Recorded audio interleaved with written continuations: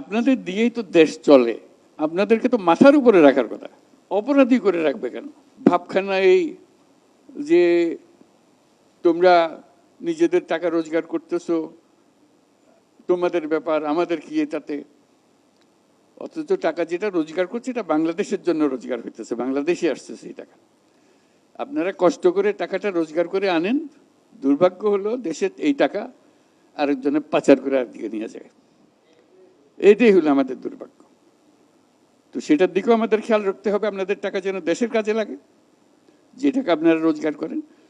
আপনাদের যে প্রাপ্য যে সম্মান, সেই সম্মানটুকু যেন জাতি দিতে পারে, সেই সম্মানটুকু দেওয়ার জন্য আজকে প্রথম পদক্ষেপ হলো। আমরা আশা করি আরো বহু রকমের পদক্ষেপ নেওয়া হবে, যাতে করে আপনারা এখানে এসে মনে করবেন যে আপনি এখানে বাড়িতেই আছেন, শান্তিতে আছেন, সবাই আপনাদের দেখভাল করতেছে, সবাই আপনাদের সেবা শুশ্রূষা করতেছে।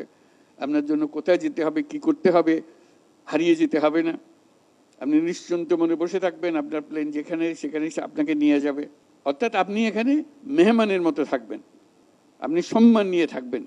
আপনাকে আপনার প্রাপ্য বুঝিয়ে দেওয়ার জন্যই এই প্রচেষ্টা, যাতে করে এই আমরা আজকে যেটা শুরু করলাম এটা সূত্রপাত মাত্র। এটা ক্রমে ক্রমে আরো বহুভাবে প্রকাশ করা যাবে। ই পাসপোর্ট হবে আমাদের, ছাপার দরকার নেই, পাসপোর্ট এখান থেকে যাবে। আপনার ইয়েতে টেলিফোনে চলে আসবে পাসপোর্ট। এটার জন্য লাইন ধরতে হবে কেন, অফিসে যেতে হবে কেন? আপনার যেটা সরকার থেকে প্রাপ্য সরকার আপনাকে বাড়িতে পৌঁছে দেবে, এটাই হলো নিয়ম। সেটা যেন হয়। আপনার যে পাসপোর্ট প্রাপ্য হলে আপনার পাসপোর্ট রিনিউ করতে হলে রিনিউ, যা যা করতে হবে আপনার, সেটার দায়িত্ব হলো সরকার। তা আমরা সেই ব্যবস্থা করছি যে নিশ্চিন্ত মনে আপনি এখান থেকে বের হতে পারেন। এটা আপনাদের দেশ, সবার দেশ। এই সম্মানটুকু আপনি যে দেশের জন্য যে খাটাখাটনিটা করেন, দেশ আপনাদের প্রতি তার জন্য কৃতজ্ঞ। সেই কৃতজ্ঞতা দেখানোর সুযোগটা যেন আমরা পাই, এই কৃতজ্ঞতা দেখানোর সূত্রপাতটা আজকে করলাম, ক্রমে ক্রমে আরো যেন করতে পারি।